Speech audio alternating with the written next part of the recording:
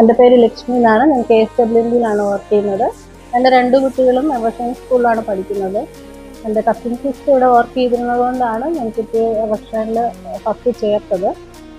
അതിൻ്റെ മെയിൻ റീസണായിട്ട് തോന്നിയത് എല്ലാ കുട്ടികളെയും ഈക്വലായിട്ട് ട്രീറ്റ് ചെയ്യും എന്ന് കസിൻ സിസ്റ്ററിന് ഒരു ഇൻഫർമേഷൻ കിട്ടിയത് കൊണ്ടാണ് ഞാൻ ഇവിടെ ജോയിൻ ചെയ്യിപ്പിച്ചത്.